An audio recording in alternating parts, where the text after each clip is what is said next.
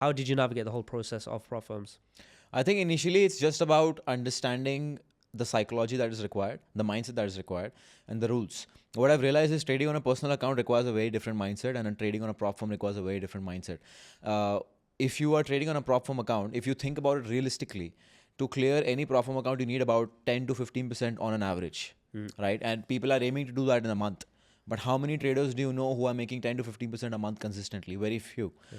So if you want to clear a prop firm account, you have to take an aggressive approach. I see people who say, take your time. It's okay. Take a 6 month time to clear up phase 2 or something like that. I think that's wrong. I think that's bullshit. I don't believe in that. I think with a prop firm challenge, you should treat one account as one trade, and that one trade should have sub trades inside, and you should be aggressive. You should go all out with that. And what do you mean by trading one account as one trade? Like meaning risk as much as you can, potentially, just yes. to not spend 6 months on one account, basically. Exactly, because demo. You have to fail fast. That's what I believe in. Because as long as you have a proven edge, as long as you have a backtested strategy, I think you should treat one account. Let's say I spent $500 on a 100K account, right? Mm-hmm. Now that's $500. That's my trade for a $500 account. Now 500 is what I'm risking, right? That's one trade of mine. Now I need to either clear it or I need to blow it. And if I do that over a, let's say, enough period of time, and if I have a proven edge, maybe 6 out of 10 accounts I'll clear if I have a edge. But if I'm wasting time on one account, waiting for the perfect setup, waiting for the perfect time, I'm just going to waste time.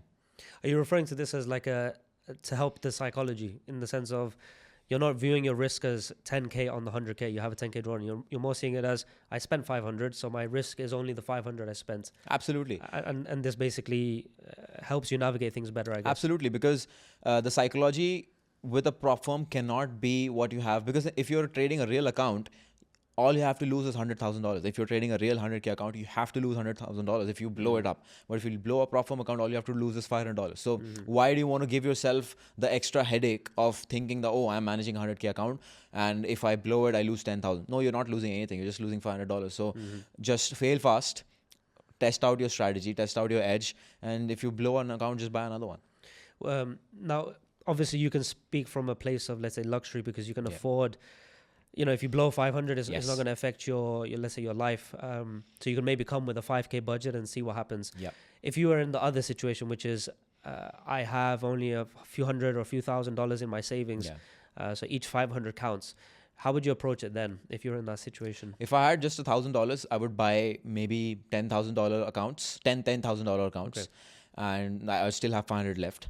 And I would navigate in those 10 accounts, because I believe in that if you just have $1,000 and if you trade that with real capital, you blow 50% of it, you immediately lose $500. But if you buy $10,000 accounts with $500, if you blow even 2, you have 8 accounts. And the amount of learning that you will gain in blowing 10, even if you, let's say, blow all 10, the amount of learning and insight you will gain on blowing 10 accounts is going to be much higher than what you will gain in just blowing $500 in one trade. Yeah, for sure. I've seen that a lot of people saying, I spent years backtesting, years studying price action, but one account evaluation that they blew in the end anyway.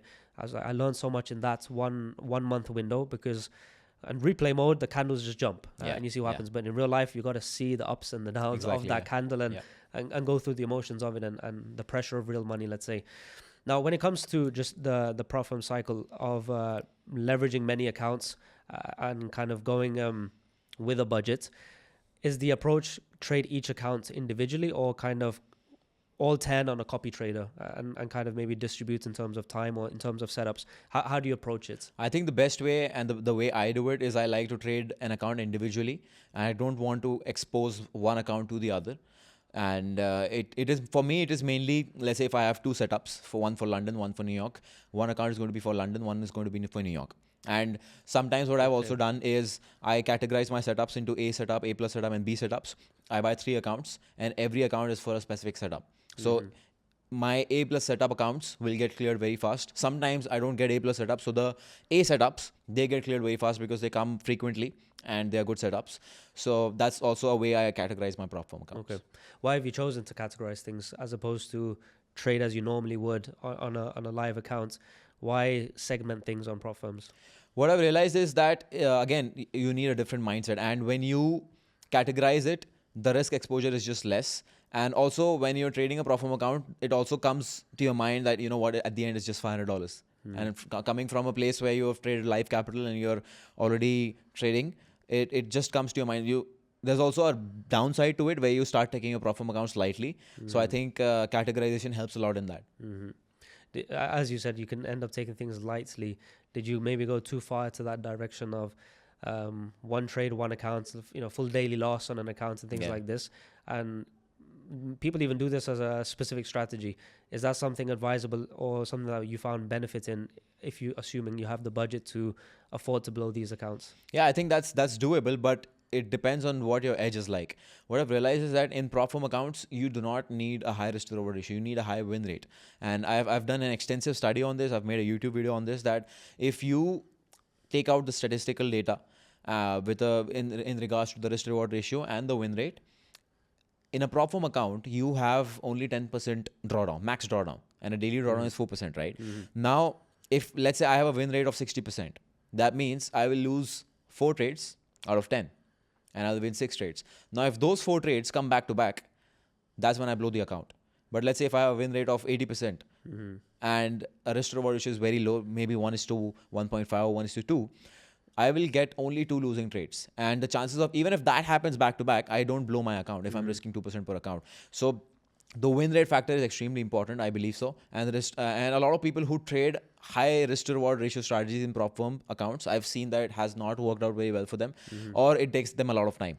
But the people that I have seen, and for me personally as well, when I started using a strategy with a very high win rate and low risk to reward ratio, it has worked out fantastically.